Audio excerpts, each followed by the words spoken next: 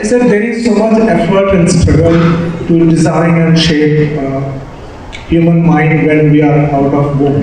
Is there any way you know, sir, to design human mind when we are inside womb? That's my question. At home? Is that what you asked? Inside womb. Whoa, whoa, whoa. Who is pregnant?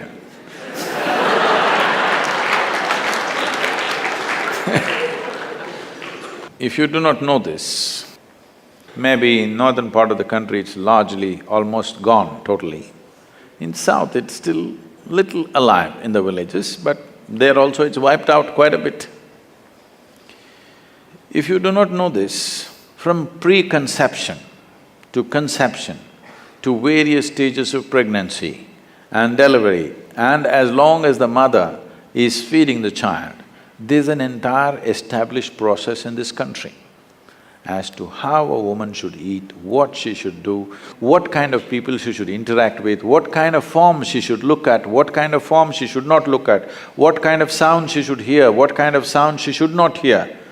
All this was very much there. But we must also understand life has changed. Today women are going to work, they have to get into that horrible bus where they're pushed around, it doesn't matter she's pregnant. And all kinds of things, all kinds of fumes, all kinds of sounds, all kinds of noises, all kinds of abuse, every kind of thing happening to her. In some way, we are doing that to the child also.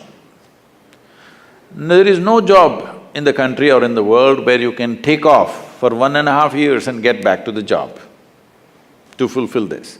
For various reasons, we are not taking the business of manufacturing the next generation of people with sufficient care. We are not paying enough attention to it, for which we will pay a price. Over a period of time, we will pay an immense price for that. But we are definitely not taking enough care about it in the entire world, not just in this country. Because we've got all kinds of social situations which does not allow that space for a woman to dedicate that kind of time and attention.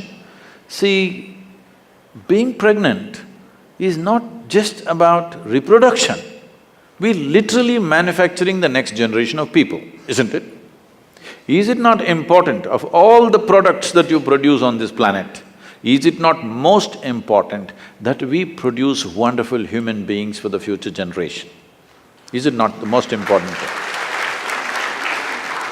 But we have created a social situation and an economic situation where there is no such possibility to take care of these things. To whatever extent individual women or individual families can take care of it, they can take care of it, but for the larger society it's out of question because things have changed, you can't turn it back just like that.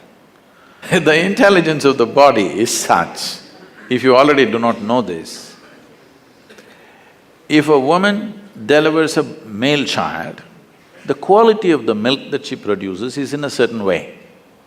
If she delivers a female child, the quality of the milk is totally different. If she delivers twins, one male and one female, one breast will ooze certain type of milk, another breast will ooze another kind of milk. This is the level of intelligence invested in this body. We have to treat it with that much care. This is not some crude machinery.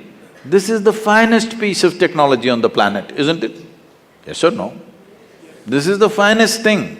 In the entire evolutionary scale, these millions of years of work that nature did to produce this, but in our desperation for economic well-being, I think we are not paying the kind of attention that this needs, the kind of care that this needs so that this can function at the highest level and can also produce human beings for the future who are of a certain kind.